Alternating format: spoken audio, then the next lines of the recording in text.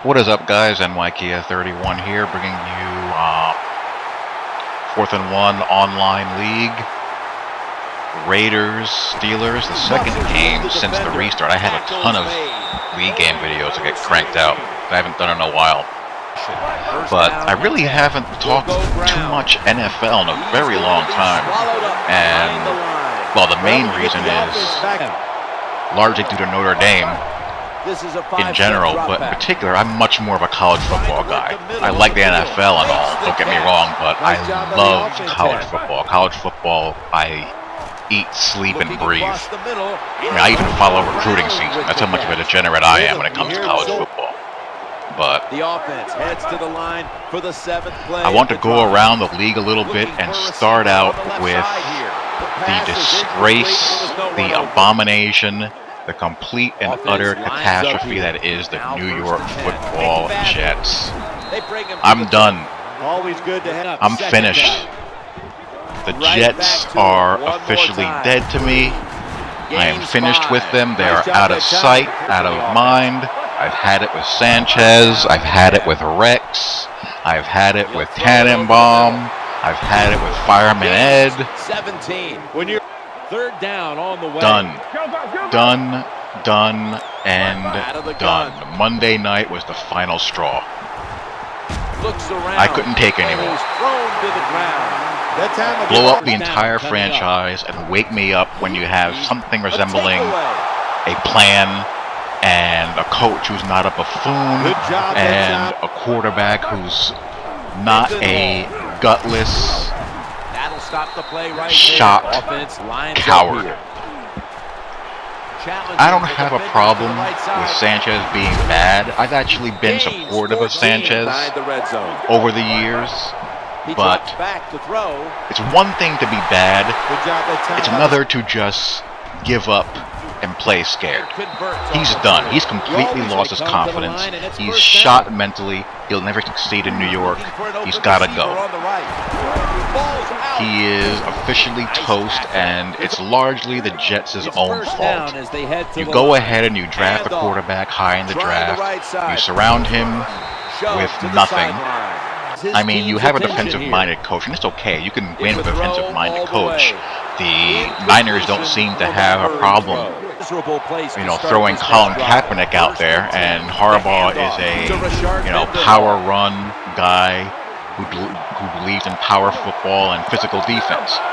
It can succeed, but you have to have a plan, and the Jets at one point did. But they got into this mode where they were going to force-feed Sanchez as the face of the franchise. They got away from the, ground and pound offense, nasty, physical, run-blocking linemen, power running game, play-action pass, and brought in receivers, got rid of guys like Faneca, guys that were real glue guys, and asked guys like Mangold and Brickashaw Ferguson to be finesse linemen and pass protectors, and Brandon Moore. That's not what the Jets do. That's not who they are. So they've completely destroyed any identity the team once had, and are now just a collection of bodies wearing green and white with no identity at all. So the whole thing, top to bottom, stinks. Bringing in Debo's a complete waste of time. I mean, we all know Debo's not a good NFL quarterback, but they didn't even attempt to use him at all, really. He's basically been a hood all year long. It's just so the Jets. I was even tempted to trade the Jets and go select another owner for their team. And then I came to my senses and realized, you know what, I'm having a pretty not get crazy. So outside of online league, there will be no acknowledgement of the New York Jets whatsoever. Now that that's out of the way, let's go around the rest of the NFL. At the beginning of the season, I predicted the San Francisco 49ers and the Houston Texans to meet in the Super Bowl. I don't remember who I picked to win it. I believe I picked San Francisco. I'm not sure. I'm not sure if he even picked the winner. And I picked the Bears to win the North, the Cowboys to win the East, and the Falcons to have a big season. 2nd down and 2. Mendenhall. And They deck him in the backfield. it looks like I was right about the Falcons, but not this right. I mean, geez. I still think San Francisco is going to get out of the NFC. Well, the NFC East is a mess. You have Washington, Dallas, and the Giants. You know, neither one of them are really exerting themselves and pulling away from the other. You know, the Giants had one of their stink bombs, which they're perfectly capable of. The Giants are the best team in that division. They have the best point differential. The thing with the Giants, I heard the best analogy about the Giants on Sports Talk Radio. The Giants are the class genius who gets bored, never does any homework, never studies. Then when it's time for the SATs, cranks out a 1600. I still believe the Giants can be reckoned with in the playoffs. It wouldn't shock me if we saw a rematch of the NFC title game, Jets, please. Giants, San Francisco at some point, and it wouldn't shock me if the Giants beat them. But I think the San Francisco 49ers have a little bit of a karma thing going on with Colin Kaepernick, and I believe they're going to still come out of the NFC. Really surprised with the Seattle Seahawks. Didn't see that one coming. The Saints, Saints are just having a write-off season, just a total mess all the way around. And with the Houston Texans, I'm a little bit less confident about them coming out of the AFC because they're going to have to beat Brady and Peyton, and that's going to be awful hard. Awful hard. Didn't think New England's offense was going to be as potent as it has been. It was going to be good. You're always going to have a good offense to some extent when you have Brady, but offensively, they're better than I thought because they can run the football now. They've been able to run the football pretty well the past couple of seasons. And defensively, they're holding it together just enough to be a problem.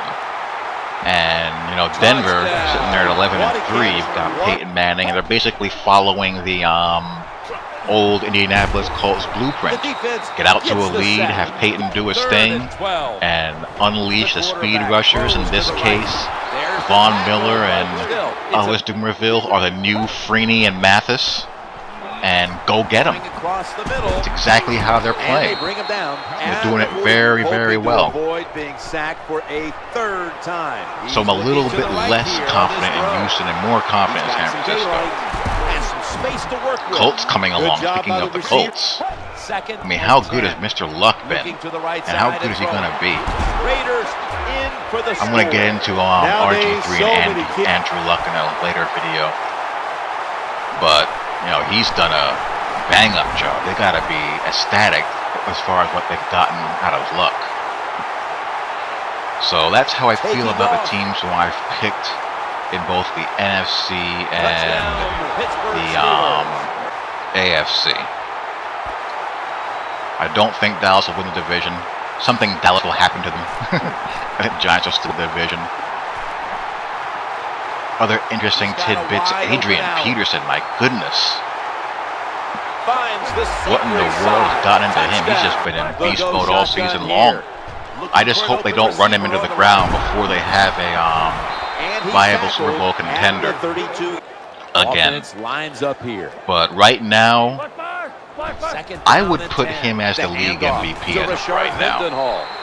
The great thing about the draw, because what else is there on that team? You have AP, Chad Greenway, Jared Allen, and nothing. Where's Percy Harvin been? I mean, Christian Ponder hasn't been great.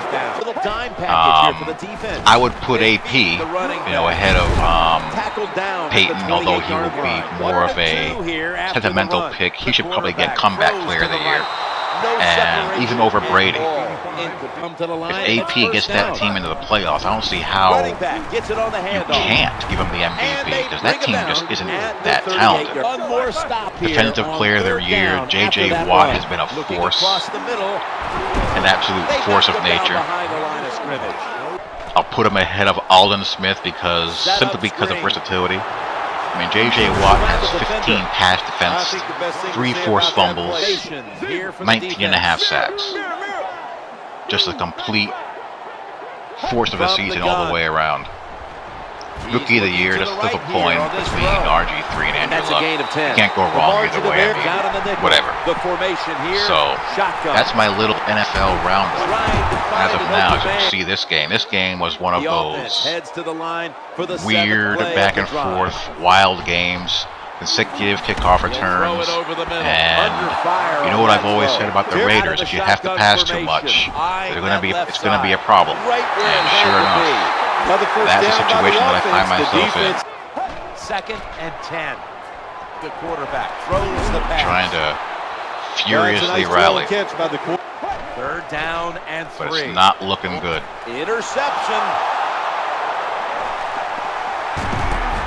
And that pretty much seals my fate right there. 1st and 10. Rashard Mendenhall gets the carry. They can't win them all.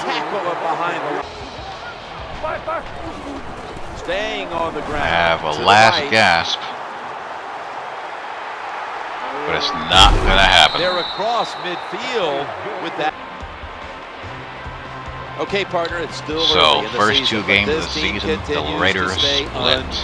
Yeah, when you're hot, Jim, but there'll be more coming fast and furious. There are plenty on backlog, and you'll see how the Raiders are doing, and the Jets. That's the only Jets talk you're going to hear for the foreseeable future. Hope you guys enjoyed. Talk to you all later. Peace. And all the crew at EA Sports, Jim Nance saying so long for now.